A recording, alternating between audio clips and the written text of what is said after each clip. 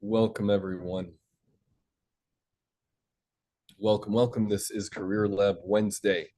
I am your host, George Miller, and I'm here with you almost every Wednesday from noon to 1 p.m. Central. And my job is to help you develop in your career. So I take questions. You don't have to, your questions don't have to be on the topic. You can ask anything career related. So as you're joining in, I'm your host, George Miller. Every week, almost every week, I'm here to serve you in your career, to help you develop. So I like to look at the career as a pathway for potential. What is my job? I spend a lot of time doing whatever it is I'm doing. And that's a big part of my life is what I am doing for work, what I'm doing for money. Is it helping me become who I can become? What are the challenges that I can see as opportunities for me to learn and grow? So again, as you're joining in, you can ask any question that's career related. You can ask about your resume, interviewing, team management, relationship with authority, with bosses, with clients, anything, any challenges that you have. Uh, I invite you to either jump in here on Zoom and ask, or you can type your questions into the comment section. I'll do my best to answer your questions in the comment section. I love it when you're typing in the comments for you to listen to what I'm saying. And if I'm getting off track, if I'm not really answering the question that you asked, let me know. Get me back on track with you. So, several ways you can engage. Again, this is live, so I totally get it. If you don't want to jump in here on Zoom, you don't have to. You can still ask questions in the comment section. So what I'm talking about today is this has come up for me. I've probably shared it several ways already about how social interactions are anxiety invoking in me. And I find that's the case for a lot of us. That's the case for a lot of people. I think, especially as we had COVID and as we are so used to being online and learning tools online, I think that social interactions can bring a lot of anxiety. So, but even that, I mean, I grew up before there was all this internet stuff. I still remember the internet when it was at you sign in and it do that annoying sound there thing, and it was just getting started. So I remember all that, and I back then before I had the excuse of the internet, I had social anxiety. I'm kind of an extrovert, but that doesn't mean that I don't have all kinds of anxiousness when I'm engaging with people, especially in new environments. And so this is something that is such a part of career development. If I'm in a meeting, let's say I've been working at a company for a while and some things have changed, and now I'm being invited into a meeting. I feel scared going into that meeting.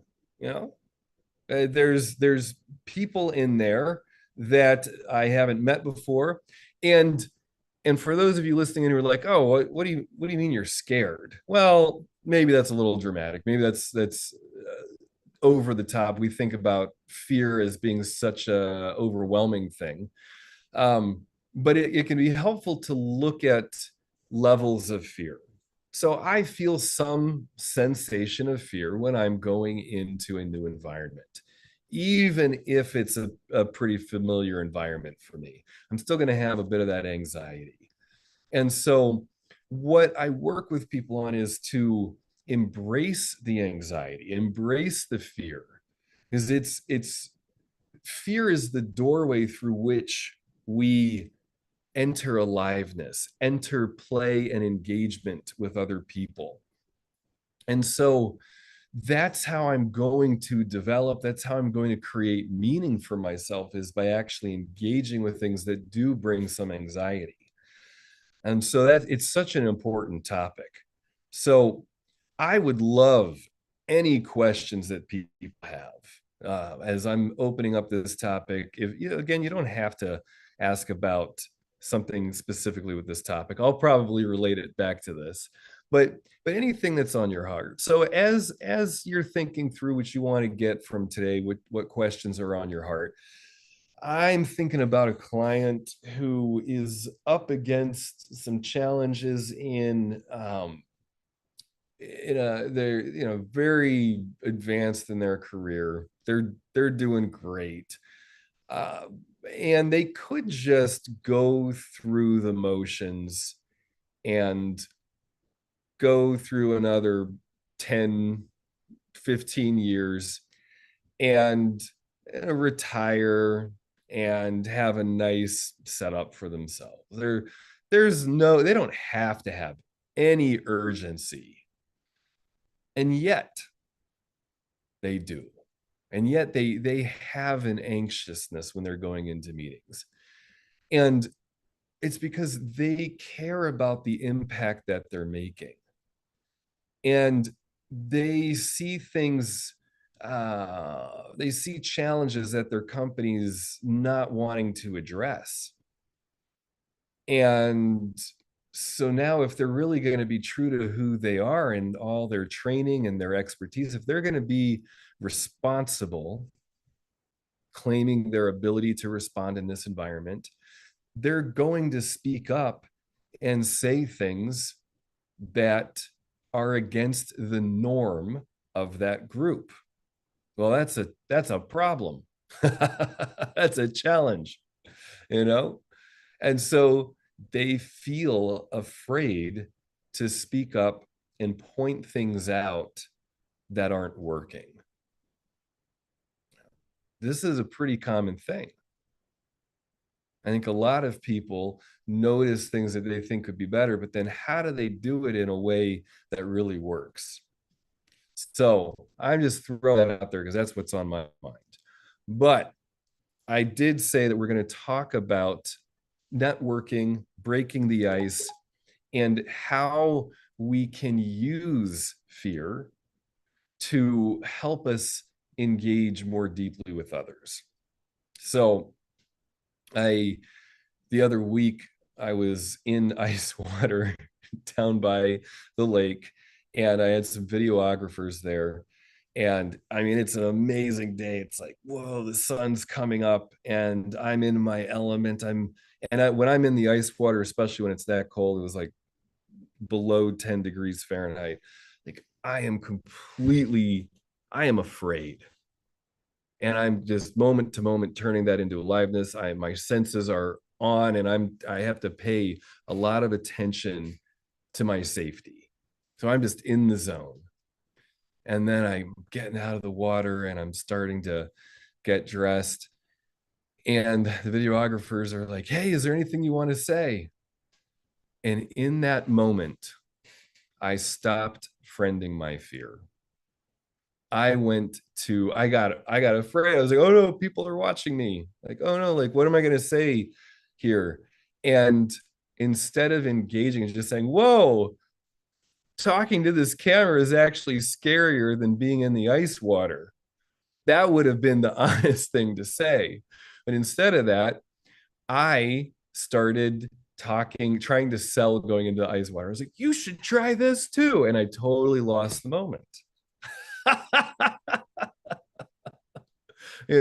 That's how quickly each one of us falls off the horse, loses track of our anxiety and how we can lean into it to be more authentic, to make deeper connections, to take the next meaningful risk. That it's just so common, all like moment by moment. There's all kinds of ways throughout the day where I am like avoiding my anxiety, and the consequence of that is that I am turning away from aliveness and deeper engagement with people. So I just want to set the stage here. I want to set the game. Like we all suck at 100% engagement and aliveness all the time. Like we all suck at friending our fear to some degree. And then if I look at it from this perspective, and I can just kind of have a sense of humor about it, I have a lot more levity. And I can be more honest with myself about how I could improve. And so now I'm going to transition to walking into an event. So I was at an event over the holidays, and as I'm getting there, I'm like, geez, I'm like scared, you know? I'm like, oh man, I'm kind of like sweating. Like, oh no, like who am I gonna see here? What are they gonna think of me? All of this is going on. Now, this is actually a win for me because years ago, I would not have paid any attention to my anxieties. I would have been unconscious of them, and I would have walked into that holiday party, and I would have just acted like I'm so cool, and I would have just rode that out, and I would have just been kind of entertaining, and I would have, there's all sorts of ways that I would have disengaged with my anxieties and pushed people away in the process. That was how I was used to living life and engaging with people. And I was, I could do it. Like, that's fine. Like I could get through life doing that way, but it was not as satisfying as I wanted. And I was not as effective with people as I wanted to be. So now, after years of emotional intelligence training, I now know enough to know that I'm scared pretty much all the time. And so I'm going into this event and I'm like, no, you got this. I'm like talking to myself, no, like, okay, yep. Remember, that's cool. Of course you feel anxious. There's a lot of people here you don't know. Yeah, some of them have degrees you don't have and have experiences you don't have. And yeah, you might be kind of intimidated by a big whoop. So this is the kind of talk I'm doing. And then as I go in, and because I'm choosing to be present with my anxieties instead of pretending like I don't have them, then I can use those anxieties to connect. And I see people that I am intimidated by. And instead of that being something that I have to pretend like it's not going on, I can actually say, whoa, like, wow, you've done some really cool stuff. Tell me about that. And I can use how I feel anxious, what I feel afraid about to actually connect with people. Whoa, what was it like developing yourself in that kind of an environment and um in a if I'm talking to a lawyer, somebody who's got a background in law, like what's that environment like? Wow. Yeah, you have some significant challenges there. Wow, you had to really overcome some things in that. What was the biggest challenge that you had while you were on your way to partner? Like that kind of thing. And that's what I have learned how to do better, is to acknowledge where I feel afraid, where I think I'm less than, and instead of pretending like that's not happening, to actually use it as a way to make meaningful contact with people. So I hope that you're getting some ideas for yourself about how you can friend your fear, how you can look at what you feel anxious about, use it as valuable data, and say, you know what?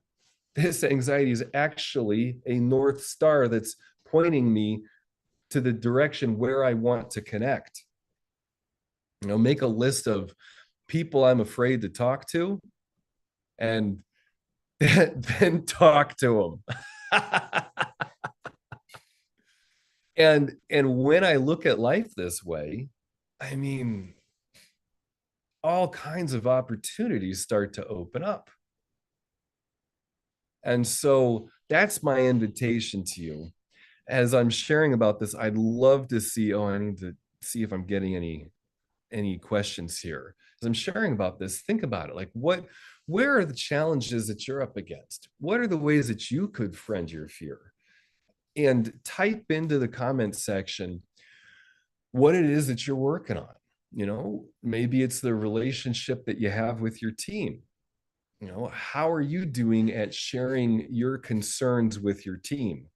Or are you somebody that thinks of yourself as a know-it-all, and so you're always kind of micromanaging and getting into the weeds in ways that are not really serving you? Maybe friending your fear means trusting your team more. Well, how are you going to do that? Easier said than done, right? So let me know. Type into the comment section what questions you've got. And for anybody who's on here in the Zoom meeting, I don't want to use your name yet because I get that we're live.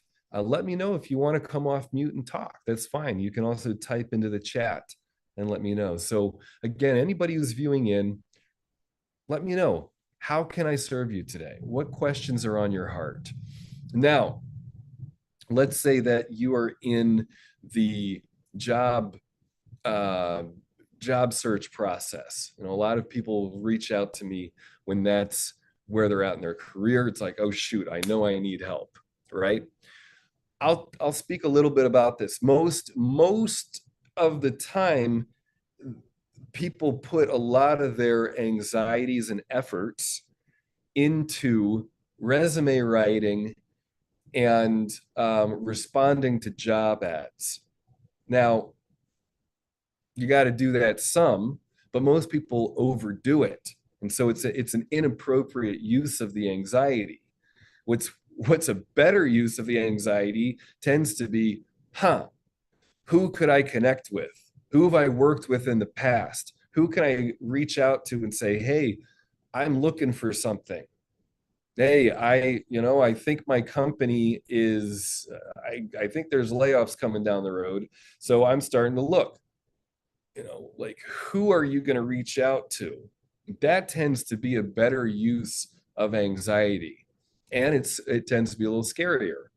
So that person to person connection is what's so valuable.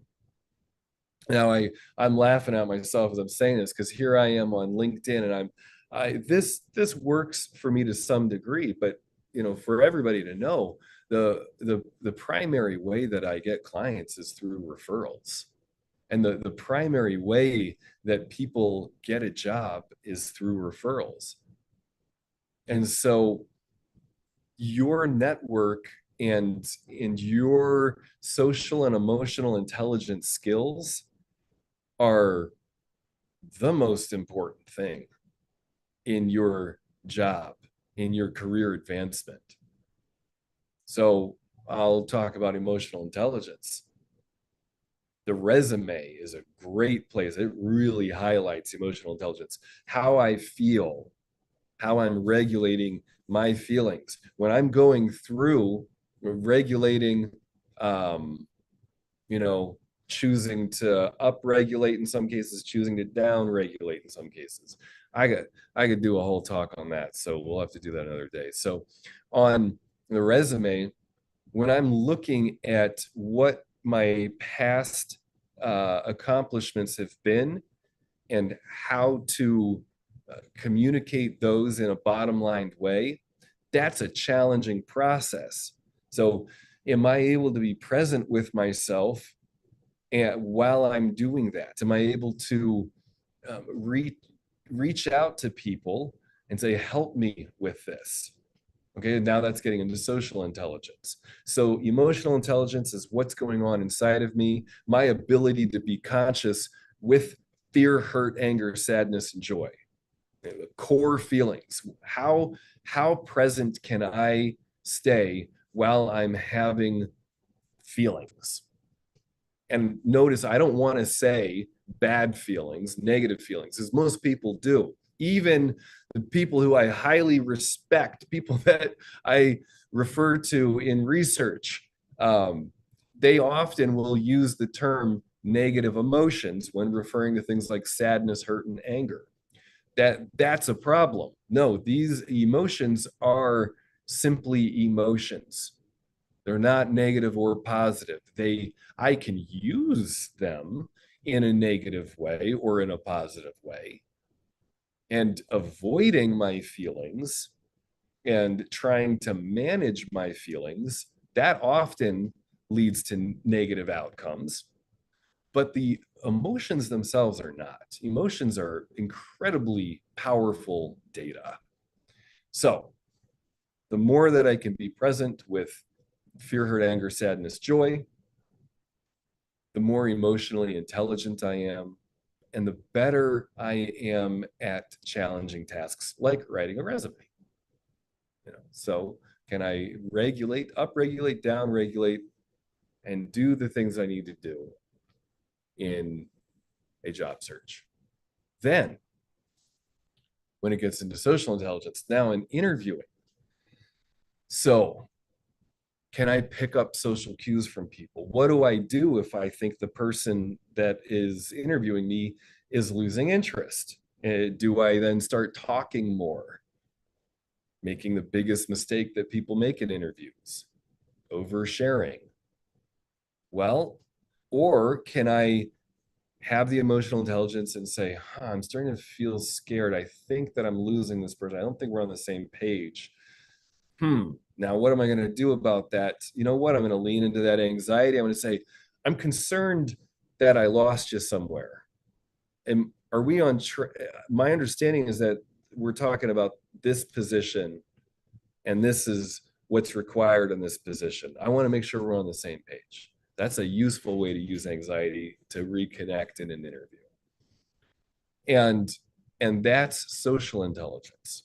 So that's a little bit of the context around emotional intelligence, social intelligence. And now in networking, it's the same kind of thing.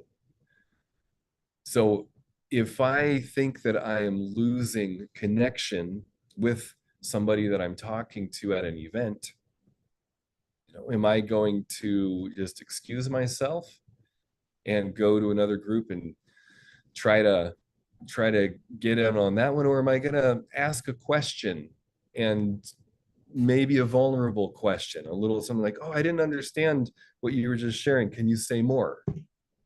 Using my ignorance as a gift.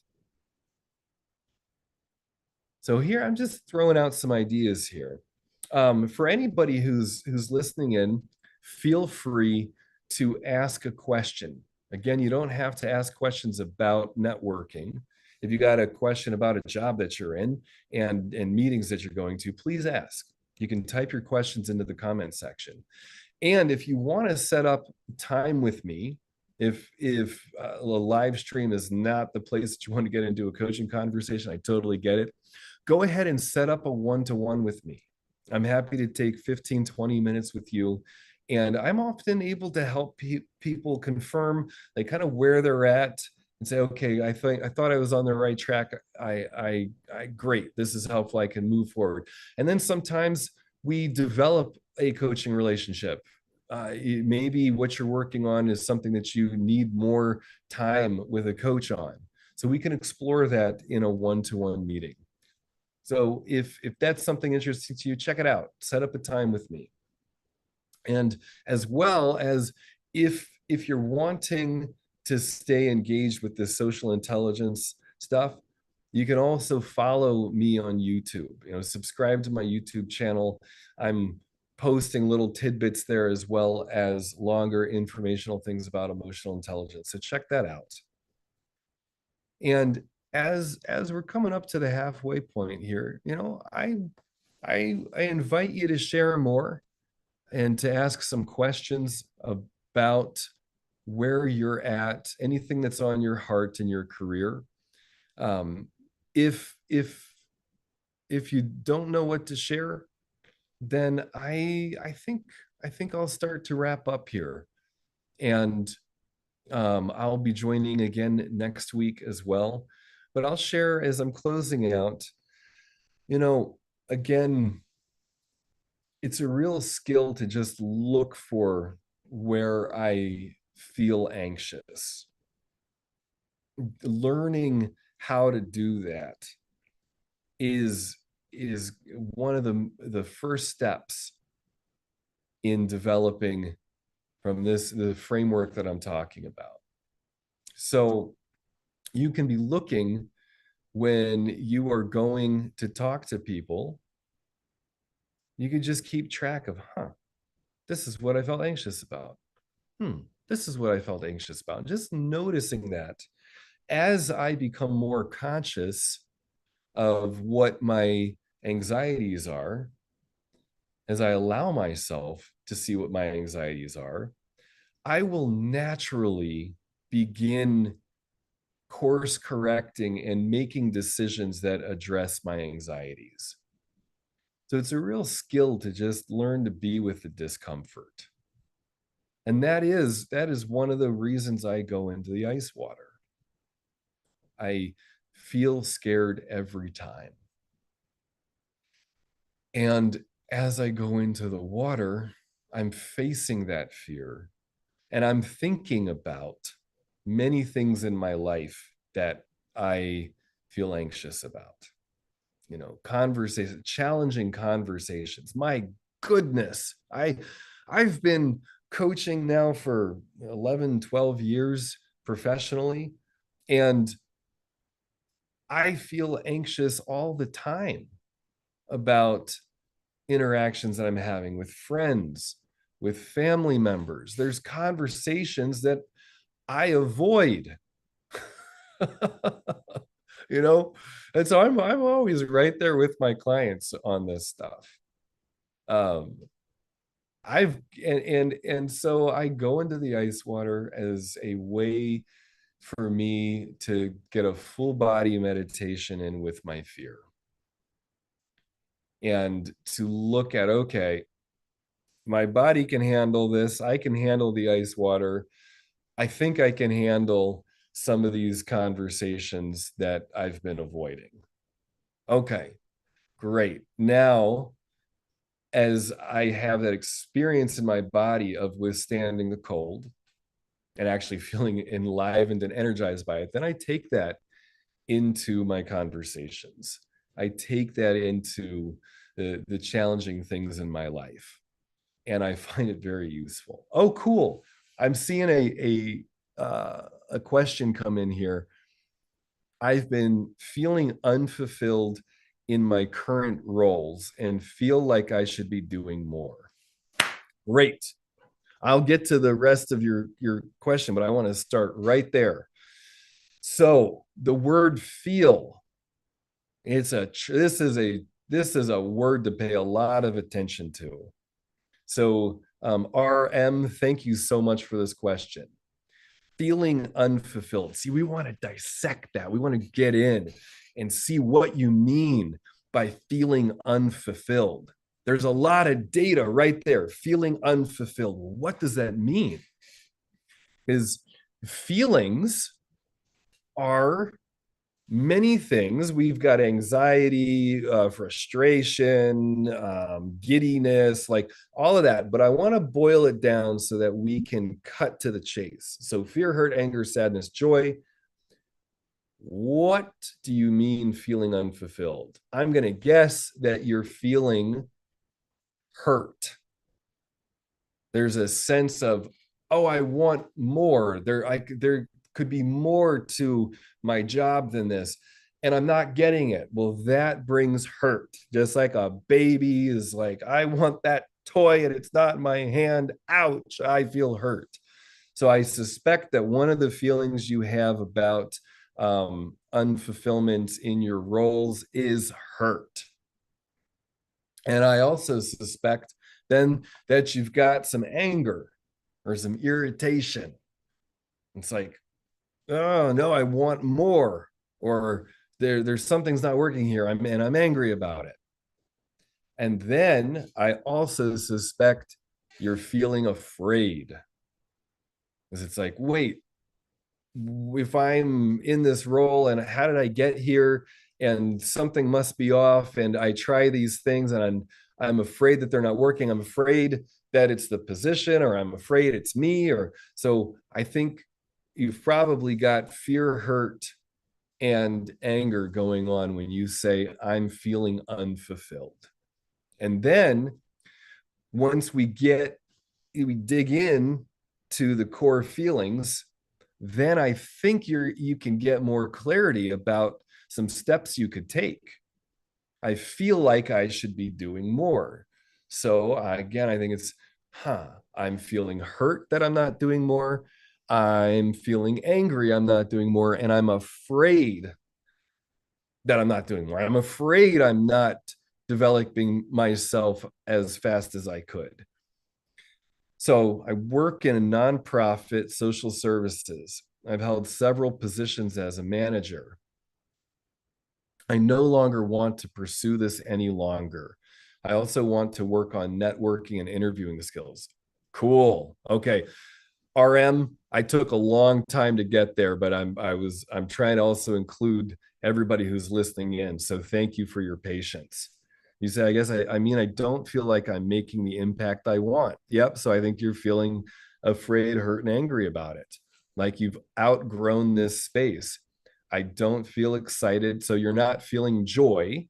So feeling excitement, joy. So I'm not feeling excited about the work anymore. And I keep thinking there's something more I should be doing. Yeah. So I think you're feeling fear, hurt, anger, probably sadness too, about because you're maybe already starting to mourn the loss as you're looking to move on. So have outgrown the space. And so one of the questions I might ask then is, you know, how long has it been that you when did you first start noticing, like, you know what, I think I want more than this, I think I'm outgrowing this, and how long, what was in the way of you taking more action earlier? They're just not as a not to shame yourself, but just to get the data, just to look at it and say, you know what, huh, sometimes I don't move as quickly as maybe I could, maybe I don't follow my intuition as much as I could. Yeah, just getting the data. So now, RM, thank you so much for bringing this in. So you want to start focusing on networking and interviewing skills. Cool, cool, cool. What are you doing to network so far? Are you going to events? Are you going to job fairs? Are you reaching out to people who could connect you with something that you want? Are you setting up interviews? So let me know, where are you at in your next steps?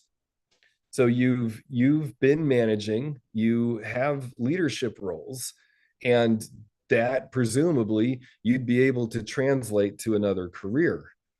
So what are your interests? What have you been looking at? Let me know if you can. Are you currently interviewing? Are you currently networking? So some key networking skills is what I would recommend you do is you reach out to people and you say, hey, so I am interested in some leadership positions in these kinds of organizations. What do you think about that with me? You know me. What do you think about that? And listen, and then say, um, keep me in mind.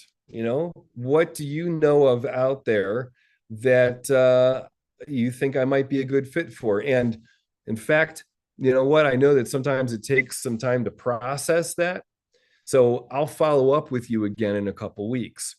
And RM, if you're reaching out to people that you're, a little like, yeah, like intimidated by, or somebody who's more successful than you but you look up to, so somebody you might kind of see as a mentor or whatever, a really useful thing to do is to call them, and if you get them on the phone, just let them know, hey, remember me from whatever.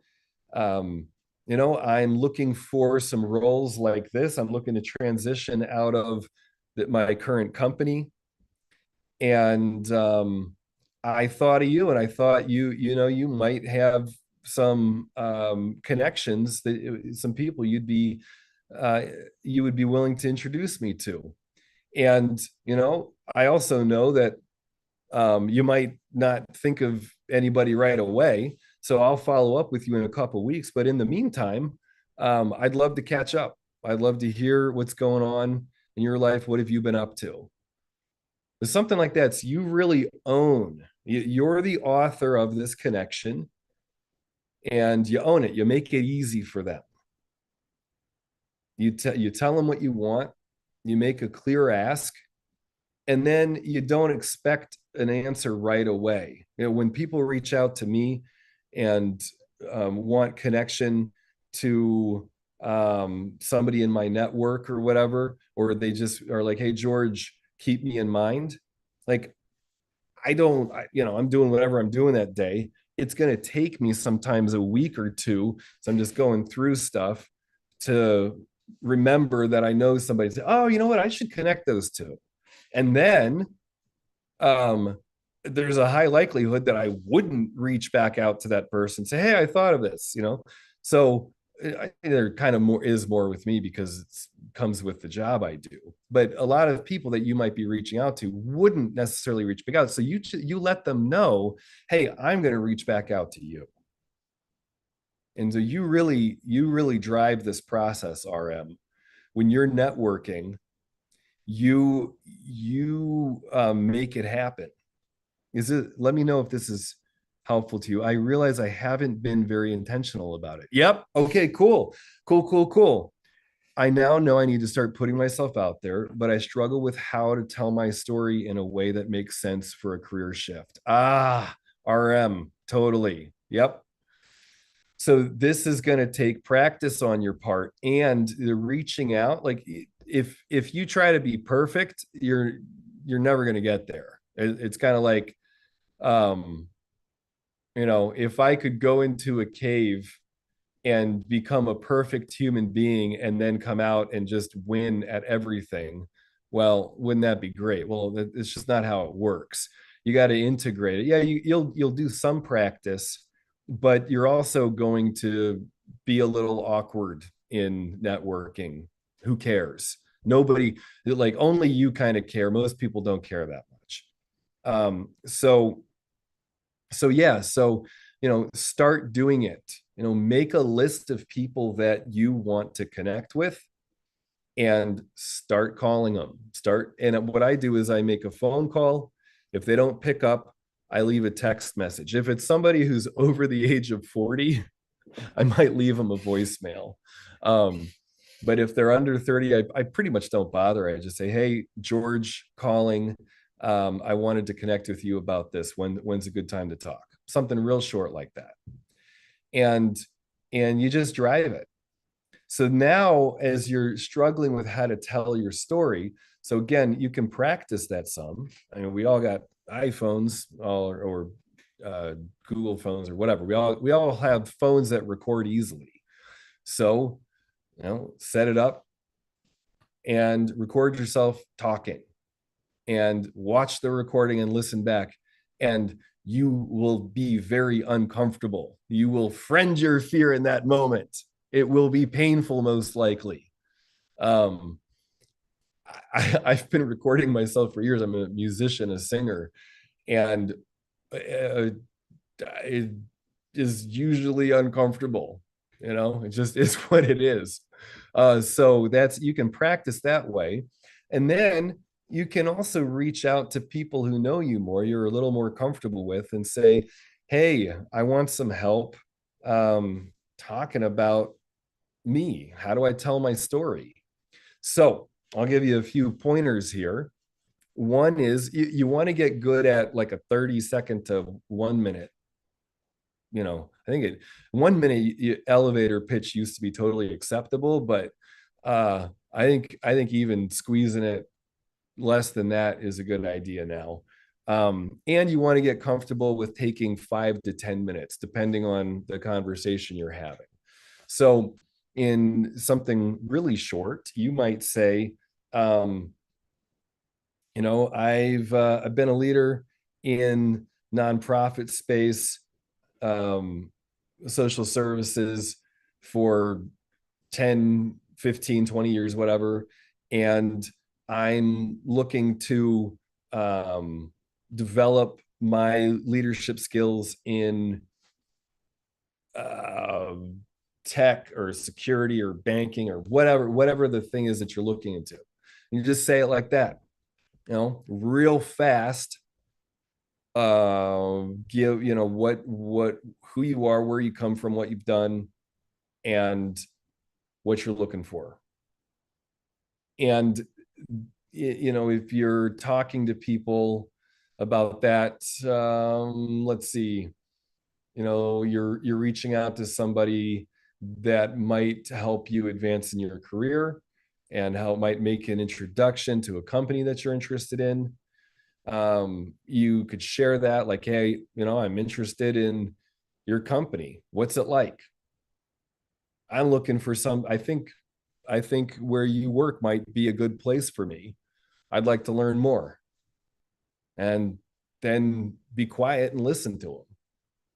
And I hope that's helpful. Let me know if this is helpful in you picturing how you're going to talk about yourself, telling your story. So that's a short way to do it. Then a longer way is to give more context, So I could talk about myself. Born in Southern California, um, went to school in Philadelphia, artist and musician, got into personal growth work as a way of developing myself on stage and as a way of working through being in a band. And that led me into things like yoga and meditation. And I found I had a real knack for group facilitation and bringing a lot of aliveness to things and helping people work through what's important to them. So I found I had a real knack for creating and co-creating in the band room, and then also with people, helping them design the lives that they want. And and so I got really into that. I have a blast. I, in fact, as much as I enjoy performing, I actually enjoy the rehearsal room more. I enjoy the creative process more. And so I do that with people now, and I get to see the impact that I have in a very direct way. I love working with people where they're at in their life and helping them define where they want to go and meaningfully work through their challenges and then like blossom into their life. And while the whole time I'm challenging myself in ways and learning and growing from them. Like, oh yeah, see, I'm talking about my story now, and I'm getting so into it that I am imagining I was able to kind of bring you along in that way. So I probably talked for 2 or 3 minutes there. So you want to get that process of who I was, who I am now, and where I'm going. Well, I didn't get to the where I'm going part, but for you, you would say, I'm picturing myself in some kind of a career like this. I want to find out more. Where I'm going with my career is more public speaking, more group coaching, and making as big of an impact as I can, doing more content online like what I'm doing with this. So anyway, I think I'm hoping that's helpful. Oh, good, good, good. Yes, thank you for the feedback that this is helpful, makes a lot of sense. Good, good. RM, I'd love to talk more with you, man. I'd love to talk. So set up a time with me. Set up a time on my calendar. Let me get to know you a little more and see if I can give you some more direct guidance. Um, and and for anybody who's viewing in, I want you thinking about the questions that RM was asking about how to tell your story. I mean, most people over the years, there's a few questions that people really hate in interviews. And one of those questions that people hate is, tell me about yourself. Just a open-ended question. It's like, oh God, how do I answer that? Well, learning how to answer that is incredibly important and meaningful too. Well, that's another thing I want to take a moment on, is it's not just about like doing well and telling your story well, but it's about what that means to you. It's about seeing and knowing yourself, being proud of yourself, being able to say, like, whoa, like, look at my growth trajectory. Wow, it's so cool, like the things that I've worked through. And I'm so excited about where I'm going and what I'm working on next. And that sense of accomplishment and enjoyment in life. And that, like, oh, yeah, I'm really living. I'm sinking my teeth into it.